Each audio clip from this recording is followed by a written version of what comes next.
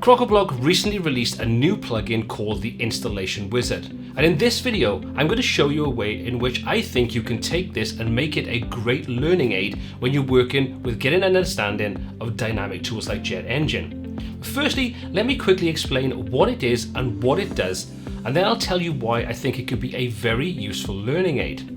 At its core, it's a way of picking and choosing what Jet plugins you want to install without having to install them all at one time. Secondly, in my opinion, the more interesting option is a set of pre-built dynamic-based websites that you can install without any fuss whatsoever. But why do I think this is the more interesting option? Well, simply put, they are pretty advanced websites with a lot of interesting functionality already set up alongside the design and some sample data. Now, when you're new to working with dynamic websites, be that the likes of property rental, car sales, or a myriad of other use cases, you don't always know where to start on a project, or you may just want to see how a particular feature is set up and works. These pre-built websites give you an easy way to get a behind-the-scenes look at how the people who are actually behind Crocoblock approach these kinds of things.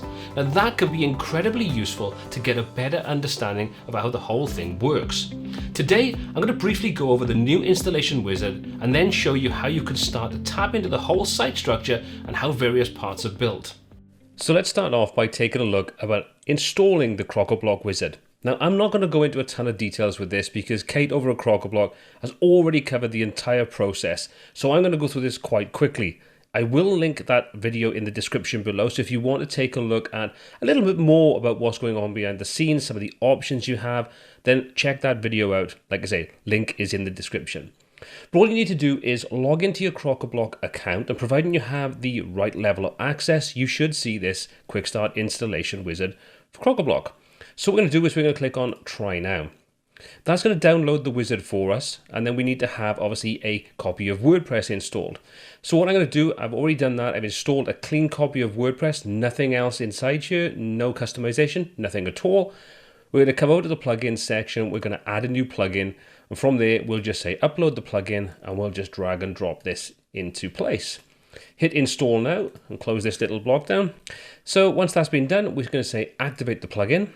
And that's going to take us into the options to tell us exactly what we have access to, how we can use it, and so on. So let me just briefly go over this section with you. You can export a skin, so when you create a design, you could, for example, import a design, one of the wizard designs. You could make some edits to that, customize it, and then you may want to export that so you could use all those customizations, all those tweaks. Well, you can export your skin. Alternatively, you could import a previously exported skin. Pretty obvious the way that's going to kind of work. And finally, you have the interactive pop-up library. So if you have access to the pop-ups and you want to use some of the Crocoblock ones, you have a range of pre-designed ones you could use as a good starting point. Now, it's worth bearing in mind that for pretty much everything we're going to cover today, you don't really need Elementor Pro installed.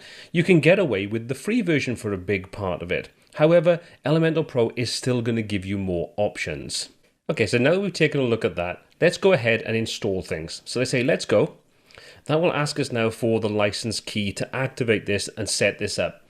If you don't know where your activation key is, it's pretty easy to find.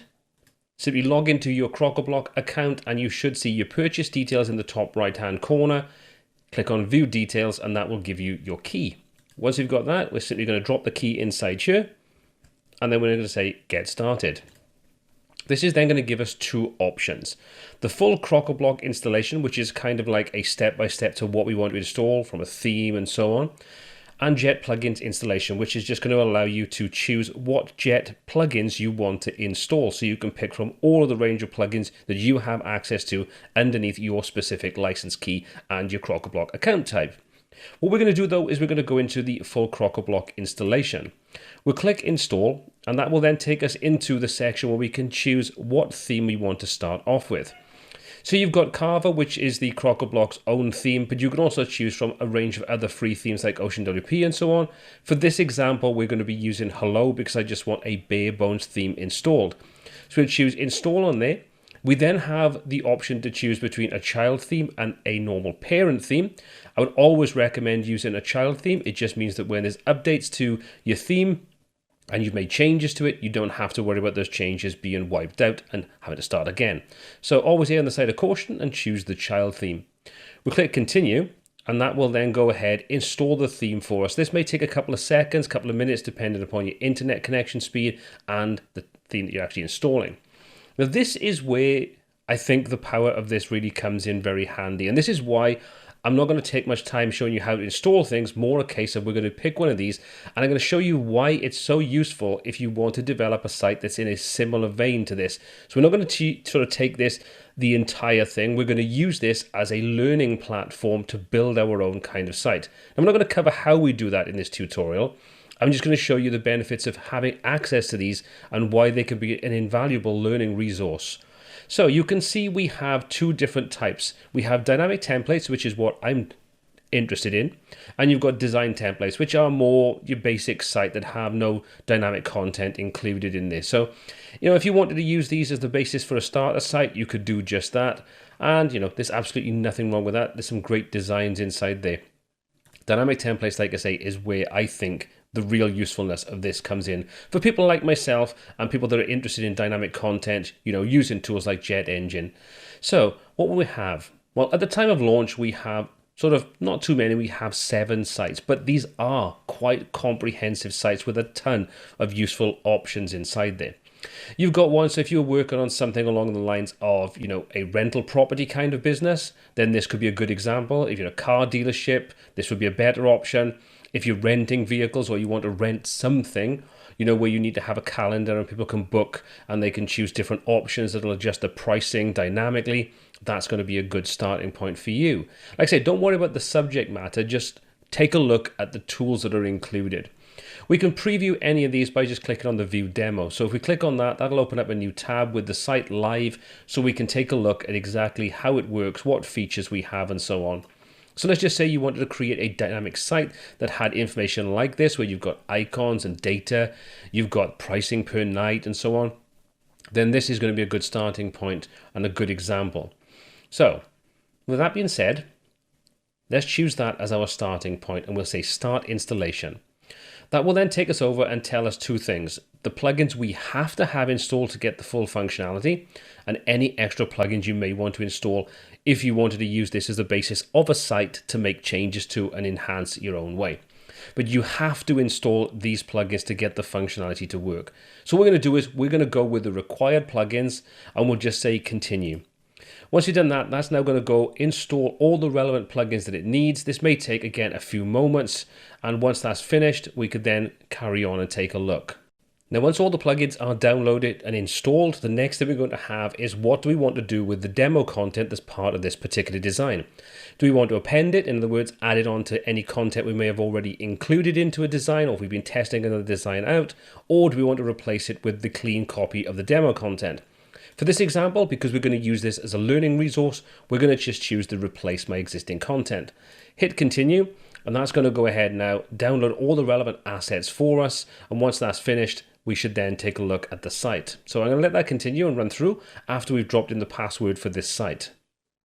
Now it's good to see that we've got this on the importing sample data, because it just means that you have to put your password in just to give you that extra level of, do you want to do this? Are you sure you want to do it? That kind of thing. So once we've done that, we'll confirm that and we'll let that now go ahead and just download all the relevant assets for us.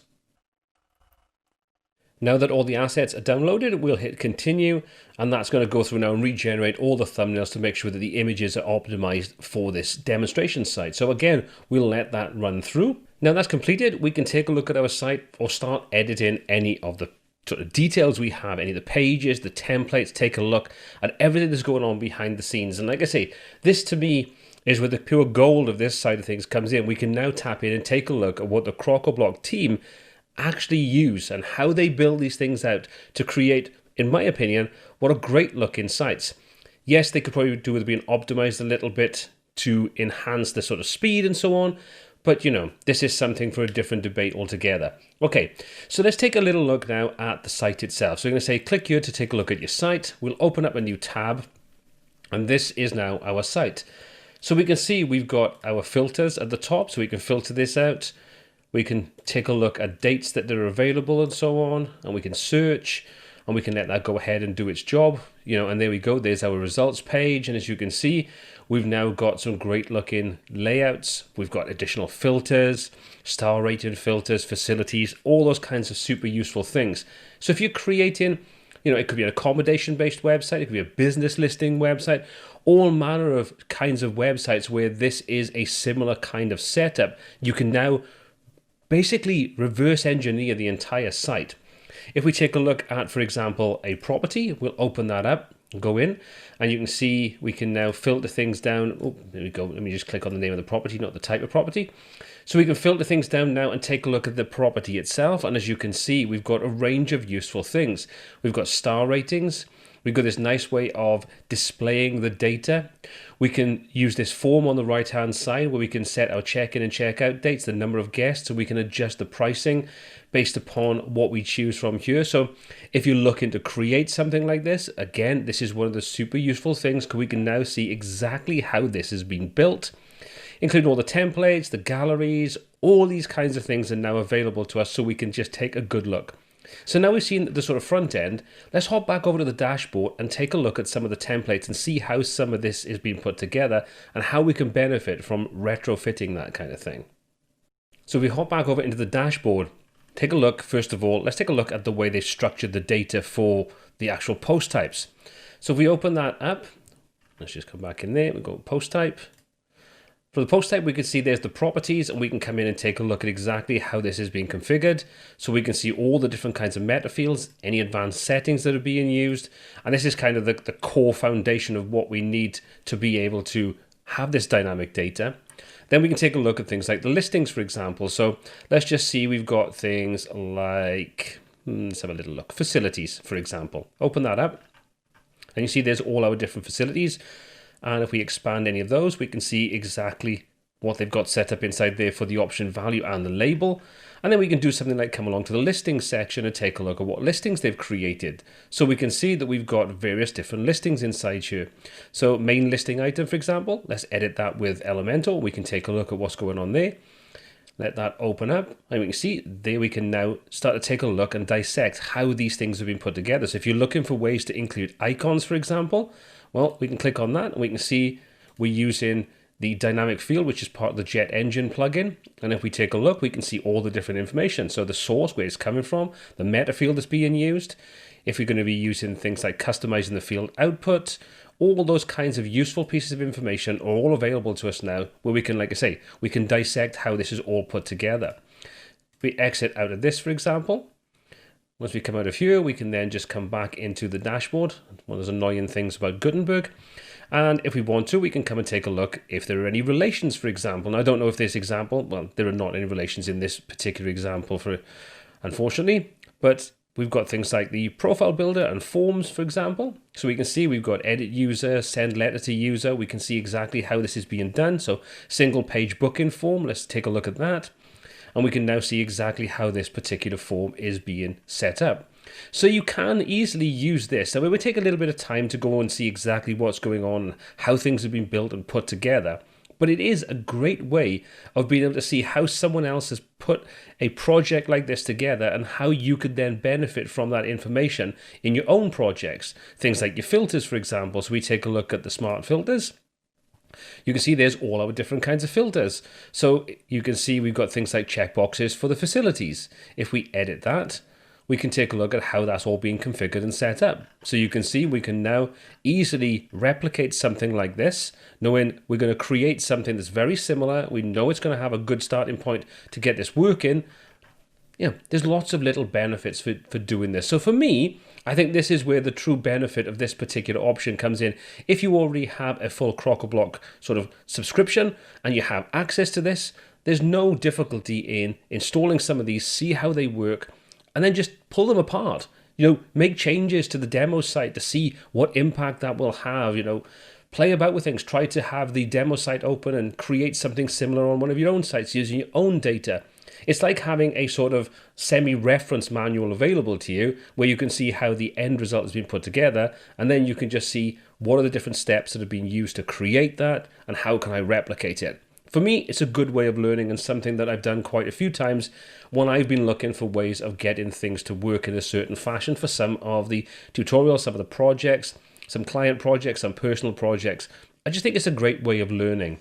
Now that you've seen what the Installation Wizard has to offer, could you see yourself using this in your learning to get a kind of behind the scenes look at how these sites actually work? Let me know in the comments section below, and don't forget that all the applicable links for everything covered in this video are all in that description.